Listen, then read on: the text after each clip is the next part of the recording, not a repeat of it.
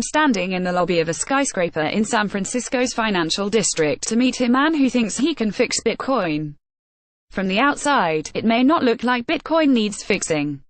Between January and December 2017, Bitcoin's value increased 1,500%, much of that happening in late November.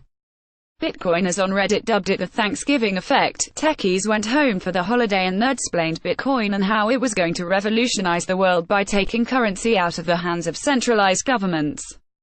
Suddenly, the largest Bitcoin exchange in the US, a site called Coinbase, where anyone can buy one of several cryptocurrencies with dollars, was seeing around 100,000 new users a day.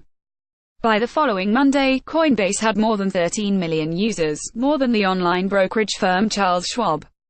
Futures trading for the cryptocurrency opened in early December, and Bitcoin's price briefly hit $19,783, driving its market value above $300 billion, more than that of Bank of America or Wells Fargo.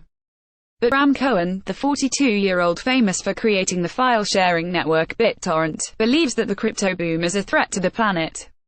Wearing a black AC/DC shirt, he greets me at the elevator bank without shaking hands. I have sensory issues, which make everything feel funky, he later says, and takes me up to the 8th floor so we can walk down to the 7th floor, a routine that frees him from having to dig out his keycard.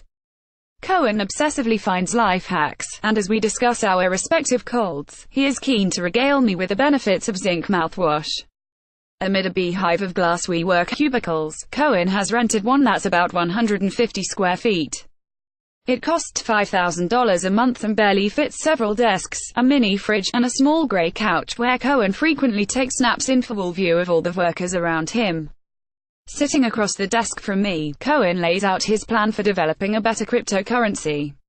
He talks fast and flat, spewing jargon punctuated by amused chuckles. He talks about ripping out a proof-of-work module, and replacing it with a proof-of-space and proof-of-time module. I'm able to squeeze in a question only once, and it's when he's blowing his nose and can't hear me. But he speaks plainly when describing what's wrong with Bitcoin and the other leading cryptocurrencies. The waste is just gross and horrible. Bitcoin requires tremendous computational power. As a decentralized currency, the record of payment transactions, or the blockchain, is maintained by and distributed across users, called miners, who verify the accounting. New bitcoins are minted every 10 or so minutes and will be until 2140. Miners vie to win them by trying to guess a long number that the Bitcoin network issues. The competition has become so fierce that miners use custom mining computers that guzzle energy to make more than 10 trillion guesses a second, an expenditure of effort called proof of work. As a result, mining has become largely centralized in parts of the world with cheap electricity, places like China, where people have banded together to pool tens of thousands of computers to extract more coins and then share the profits. I can't bring myself to buy lots of Bitcoin, says Cohen, because the more you hold it, the more you're contributing to increasing its value, the more mining rewards are being handed out, the more electricity's being wasted on mining. According to the Digiconomist Bitcoin Energy Consumption Index, the Bitcoin network already consumes more electricity annually than Denmark and doesn't appear to be slowing down anytime soon.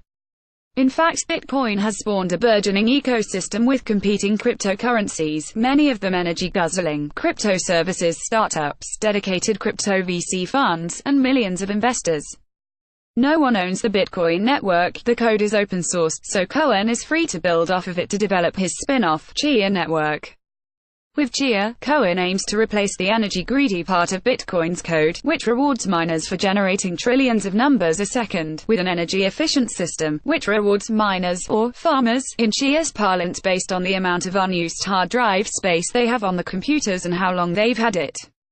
If you opt in, the Chia network will essentially populate that unused space with bingo cards.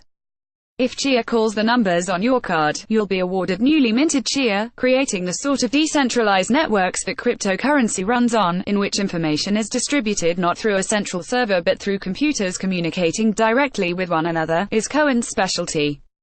In 2001, the Sunny Buffalo dropout, who'd been writing computer programs since the age of 6, invented BitTorrent, which lets people efficiently share files online in a way that distributes the bandwidth burden among every participant. He generated interest in the fledgling network by seeding it with free pornography. Today, BitTorrent is used by more than 170 million people a month and, according to the company, is responsible for up to 40% of global internet traffic, much of it pirated movies and TV shows. Bitcoin is like BitTorrent for money. The name clearly is an homage. Cohen says. When Bitcoin launched in 2009, Cohen was initially repelled by users who wanted to get rich quick. It wasn't until last year, when he looked more closely at Bitcoin's horribly written code base, that he got excited by the challenge of creating a cleaner code for cryptocurrency. So far, Chia Network is a team of 6. Cohen shares the WeWork office with his co-founder, Ryan Singer, a serial Bitcoin entrepreneur who is currently the CEO and managing director of 3 other companies, including Blockchain Clearing Corporation, Blockchain Health Co., and Neighborly. And there are several coders who work remotely, from Las Vegas and Thailand. It's hard to imagine Chia eclipsing Bitcoin. It's one of more than 1,300 cryptocurrencies developed to suit different needs. There's a cryptocurrency pegged to the dollar for use on eBay, as well as a cryptocurrency to trade virtual items in video games.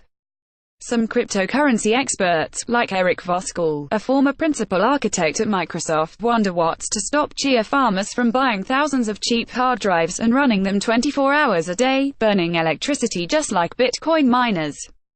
That will only be an issue, Cohen says, if the currency Chia issues annually becomes worth more than $1 trillion. And, it's a little weird to criticize something by saying that it will start to encounter problems if it becomes $1 trillion a year industry. Cohen says. Cohen and Singer want to launch Chia Network by the end of 2018. They also plan to distribute some Chia in the second quarter, possibly through an initial coin offering where anyone can buy Chia for a set price with dollars. Bitcoin just barely works and involves a lot of horrible things going on in the process of it working. Cohen says. As an engineer, this is great. There's something to fix. As long as things are broken, there's going to be no end of work to do.